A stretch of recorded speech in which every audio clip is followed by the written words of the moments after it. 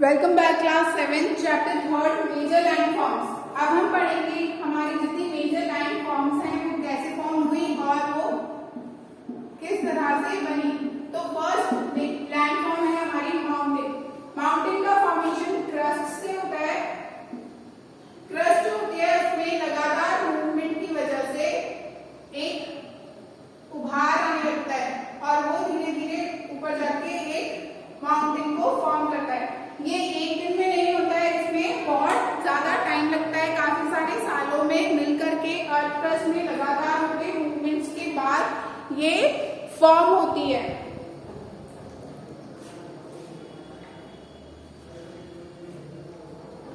Mountains जो होते हैं वो लगातार मूवमेंट की वजह से फॉर्म होते हैं, लेकिन कई बार ऐसा होता है कि उभार के बजाय कुछ बार एक फ्रैक्चर की वजह से, एक टेंशन फोर्स की वजह से एक एरिया बीच में समतल भी रह जाता है। इस एरिया को हम कहते हैं वैली। वैली जो होती है उसे हम हिंदी में बोलते हैं घाटी। जो कुछ पहाड़ों के बीच वाला एरिया रह जाता है जहां पर लाइफ और वेजिटेशन नॉर्मली लोग कर सकते हैं, एक प्लेन एरिया रह जाता है माउंटेन्स के बीच में, वो कहलाता है वैली। इस तरह से हमारा माउंटेन्स का फॉर्मेशन होता है। और देखिए माउंटेन के फॉर्मेशन में हमेशा ऑपोजिट डायरेक्शन में फोर्सेस लगा करते हैं, ठीक है, ऑपोजिट डायरेक्शन में।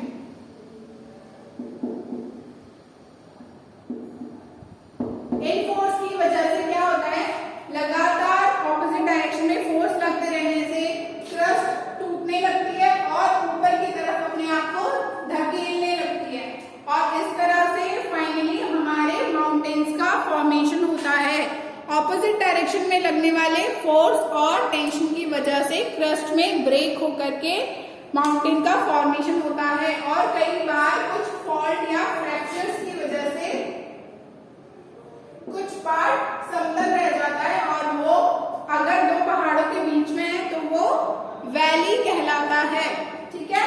ये हो गया हमारा माउंटेन पार्ट। माउंटेन हमारे इस तरह से क्रिएट होते हैं। अब हम देखेंगे हमारा सेकंड पार्ट ऑफ लैंडफॉर्म जो कि है प्लेट्यूज।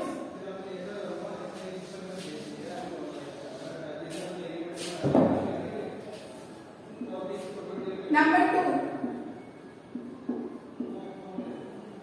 प्लेट्यूज। प्लेट्यूज जो होते हैं वो हमारे टेबल टॉप स्ट्रक्चर टाइप होते हैं। पहले नीचे से थोड़े उभार लिए हुए और ऊपर जाकर समतल, ये क्या कहलाते हैं, प्लेट्यूज।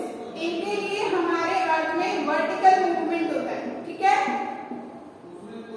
वर्टिकली जब टेक्टोनिक प्लेट्स हिलती हैं और अर्थ क्रस्ट में भी चेंज होता है तो धीरे धीरे फोर्स के साथ ये एरिया ऐसे कैसे ऊपर उठ करके आ जाता है। इसलिए ऊपर से प्लेन होता है क्योंकि यहाँ से तो ऐसे कैसे उठ कर आ गया नीचे की तरफ, यहाँ पर फोर्स लगा तो ये एरिया को इसने ऊपर ऐसे कैसे उठा दिया। ये जो प्लेट्यूज होते हैं ये रॉकी होते हैं, मतलब पथरीले होते हैं, टफ होते हैं और इसकी जो सॉइल होती है वो बिल्कुल भी फर्टाइल नहीं होती, नॉन फर्टाइल, ठीक है। मतलब यहाँ पर किसी भी तरह का वेजिटेशन या फिर एग्रीकल्चर एक्टिविटीज नहीं की जा सकती। प्लेट्यूज जो होते हैं वो ज्यादातर बंजर होते हैं, वहां पर किसी भी तरह की कोई एक्टिविटी नहीं की जाती है, ज्यादा से ज्यादा घास उग पाती है, ठीक है, क्योंकि ये रॉकी होते हैं और जो इनका सॉइल फॉर्मेशन होता है वो बहुत स्ट्रॉन्ग होता है, टफ होता है, ठीक है। और साउथ अफ्रीका और साउथ इंडिया इन जगहों पर ये ज्यादा मिलते हैं।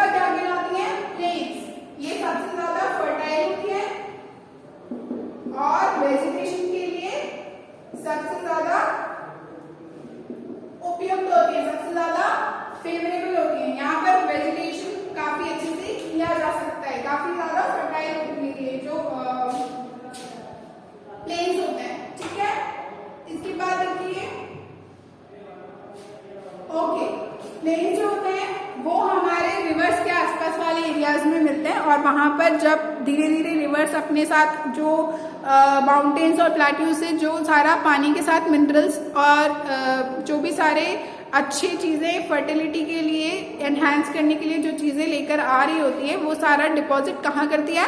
प्लेन्स में, क्योंकि समतल जगह पर आने के बाद पानी का बहाव हो जाता है कम, और उसके अंदर जितनी भी चीज़ें होती हैं पानी के लिए तो वो इम्प्योरिटी है, और हमारी सॉइल के लिए वो फर्टिलिटी बढ़ाने वाली चीज़ है। तो इसलिए बहाव कम हो जाने के साथ वो अपनी इम्प्योरिटी को इधर उधर डिपॉजिट करने लग जाती है, इधर उधर ट्रांसफर करने लग जाती है। जैसे जैसे वो इम्प्योरिटी को इधर उधर ट्रांसफर करती है, हमारी सॉइल, हमारी लैंड लगातार फर्टाइल होती रहती है, और उसके बाद वहां पर क्रॉप उगाना एग्रीकल्चरल पार्ट के लिए बहुत इजी एंड यूजफुल हो जाता है, क्योंकि वहां पर वेजिटेशन काफी अच्छा होता है।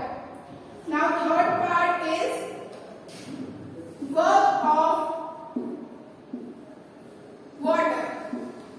पानी का हमारे लैंड्स को फॉर्म करने में कितना मेजर रोल है? सबसे पहली चीज है हमारे पास वाटरफॉल। वाटरफॉल जो है वो कैसे है? एक प्लेन वाला एरिया जहाँ पर रिवर फ्लो कर रही है, और फिर वहां से अचानक से एक स्टीप पार्ट आता है, और यहाँ से जो पानी बहता है वो क्या कहलाता है? हमारा वाटरफॉल। यहाँ से कोई सोर्स होता है पानी का, ये पहाड़ भी हो सकता है, ये कोई और सोर्स हो सकता है, किसी भी तरह से पहाड़ पर बारिश के टाइम पर जब पानी इकट्ठा होता है तो सारा पानी एकदम से बहने लगता है, ये वाटरफॉल बनाता है। ठीक है, उसके बाद होता है मीटर्स। सेकेंड पार्ट है हमारा मीटर्स।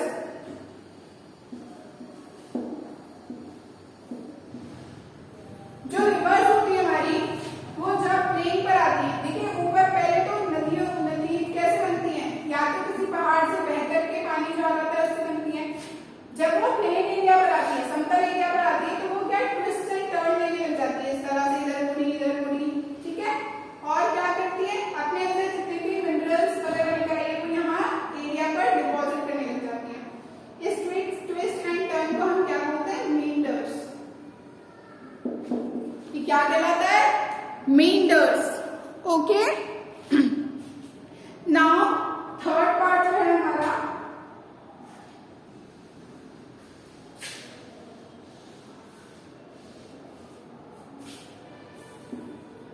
वो है ऑक्सबो लेक। देखिए, जो हमारी रिवर फ्लो कर रही है उसमें क्या होता है? कई बार काट छांट हो जाती है। क्या होता है? एक बार मिनरल डिपॉजिट होने लगता है तो वो धीरे धीरे अपनी एक जगह बनाने लग जाता है, तो मेन रिवर से वो कट जाता है और एक खुद की एक लेक टाइप बना लेते हैं, उसको हम बोलते हैं ऑक्सबो लेक।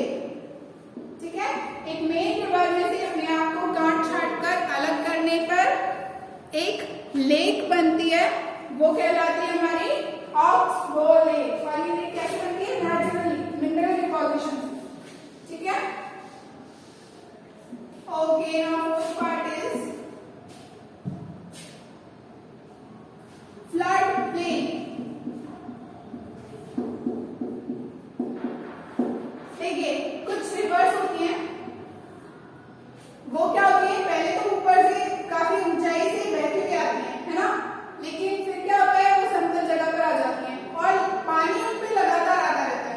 कोई भी जगह उसका जो सोर्स है, जैसे बारिश हो गई है, कोई भी चीज हो गई, उसका सोर्स उसे पानी लगातार देता रहता है। तो कई बार क्या होता है? पानी बहुत ज्यादा हो जाता है और फ्लड आ जाता है, पानी इधर बह जाता है, और यहाँ पर जो समतल एरिया है, ये जो प्लेन्स है, इनमें पानी भर जाता है, और इसको हम बोलते हैं फ्लड वाटर, बाढ़ का पानी। और जब फ्लड प्लेन बन जाता है, एक प्लेन में पूरा पानी भर जाता है, तो वो पानी तो सूख जाता है, लेकिन पानी के साथ जो मिनरल्स आए उसको फर्टाइल बना देते हैं। इसीलिए नदी और रिवर्स के आसपास का एरिया जो होता है वो बहुत ज्यादा फर्टाइल होता है, हमारे क्रॉप्स के लिए बहुत ज्यादा यूजफुल होता है। ठीक है, ये हो गया हमारा flood plain. Now next part is delta. देखिए,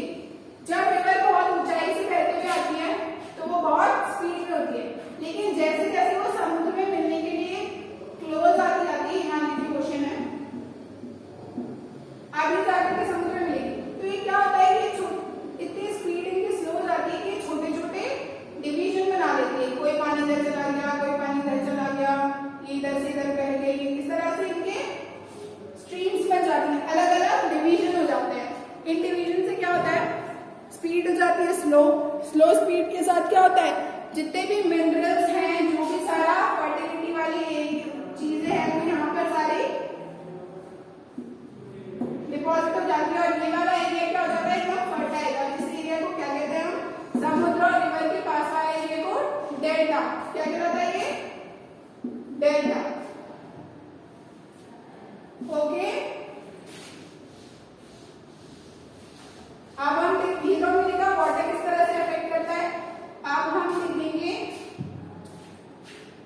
सी वेव्स किस तरह से अफेक्ट करती है। अब देखिए सी वेव्स ना 4 तरीके से अफेक्ट करती है। सबसे पहले तो बनाती है सी केव्स, छोटी छोटी गुफाएं। लगातार पानी पड़ने से पत्थर में, ये मान लीजिए फोर्स के साथ ही पानी आ रहा है, ओशन है हमारा, ठीक है। तो ये लगातार यहाँ पे पानी पड़ता रहता है, यहाँ पे क्या होता है, गड्ढा बनने लग जाता है। ये क्या हो जाती है, सी केव्स बन जाती है, ठीक है। सेकंड है हमारा सी आर्चेस।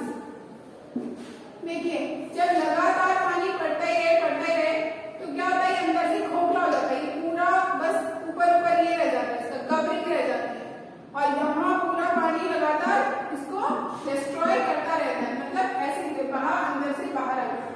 तो बस जो ये आर्च रह जाती है, इसलिए इसको ये कहलाता है सी आर्च। इसकी वजह से सी आर्च बन जाते हैं। थर्ड है हमारा सी क्लिफ्स। कुछ ऊंची चोटियां लगातार किसी माउंटेन को काटते कुछ कई बार क्या होता है, माउंटेन बहुत छोटा रह जाता है, इधर से भी प्रेशर से ओशन इसको काट रहा है, इधर से भी प्रेशर से ओशन इसको काट रहा है। तो ये क्या बन जाती है, एक सी क्लिफ बन जाती है।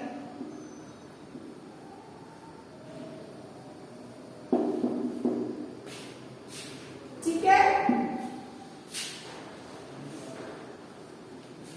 Fourth part is stacks. लगातार पानी के काटते रहने की वजह से कई बार क्या होता है, कुछ पार्ट ऑफ ओशन रह जाता है, बाकी सारा पार्ट जो होता है वो लगातार ओशन के कांटेक्ट में आने से बहता रहता है, यहाँ से टूट करके बहता रहता है। तो इस तरह से सी में स्टैक्स बन जाते हैं, ठीक है।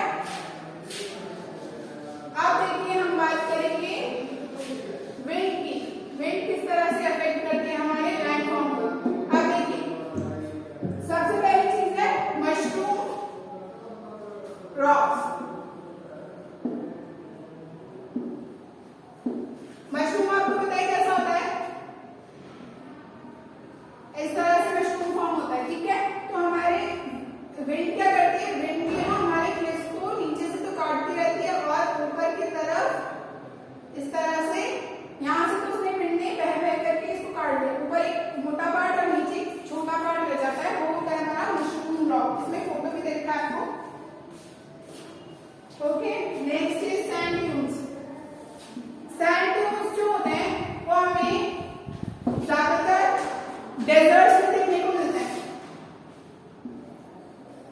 जो डेजर्ट्स होते हैं वहां पर एक सैंड के पार्ट को हवा उड़ा करके दूसरी जगह डिपॉजिट करके देती है। यहाँ से यहाँ चला गया, फिर यहाँ से यहाँ चला गया, फिर यहाँ से यहाँ चला गया। इस तरह से सैंड ड्यून्स एक जगह से दूसरी जगह लगातार शिफ्ट होते रहते हैं। क्लियर। जो सैंड के पार्ट होते हैं डेजर्ट में, वो एक जगह से दूसरी जगह हवा के प्रभाव से लगातार शिफ्ट होते रहते हैं।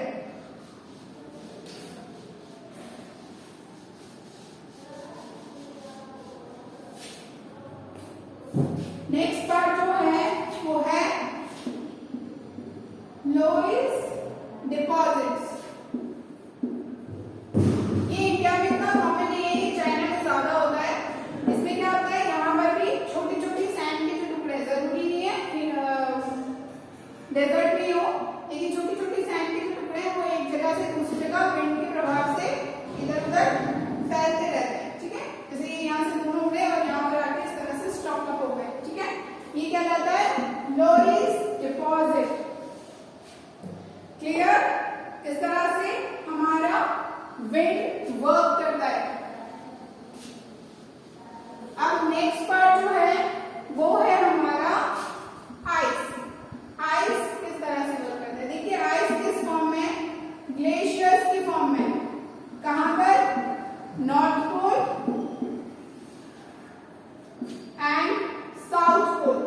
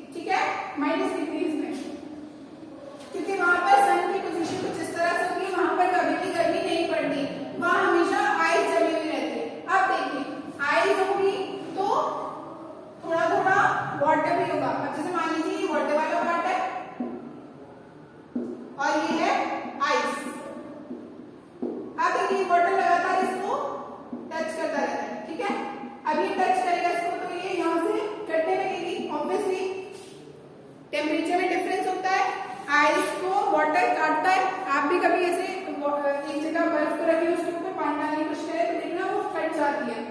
तो इस तरह से यहाँ पर भी सेम चीज होगी। अब यहाँ ये जो आइस थी ये वाटर बनकर इधर आ गई।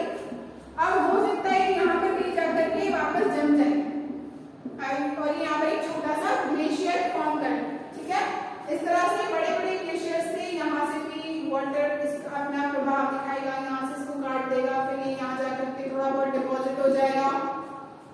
इस तरह से ग्लेशियर से एक ग्लेशियर से दूसरे छोटे छोटे ग्लेशियर्स फॉर्म होते रहते हैं और आइस भी लगातार लैंड फॉर्म को चेंज करती रहती है। वो जगह जहां पर पानी और आइस है वो एक दूसरे का साथ दे करके एक दूसरे को काट करके लैंड फॉर्म्स को बनाते रहते हैं। तो हमारे 3 मेजर लैंड फॉर्म्स जो कि हमें आइस, वाटर और विंड की वजह से मिल रहे थे वो हमने अभी स्टडी कर लिया है।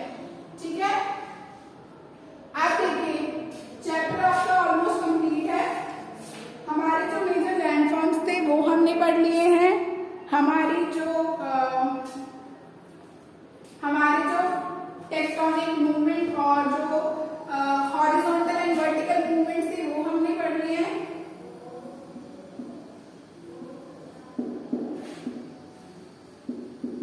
ये 2 तरह के मूवमेंट थे हमारे। इसके बाद हमारे टेक्टोनिक फोर्स था, टेक्टोनिक मूवमेंट था और सडन मूवमेंट था। इसके बाद हमने वॉल्केनो की स्टडी की, फिर अर्थक्वेक की स्टडी की। इन दोनों को पढ़ने के बाद हमने लैंड फॉर्म्स की स्टडी की।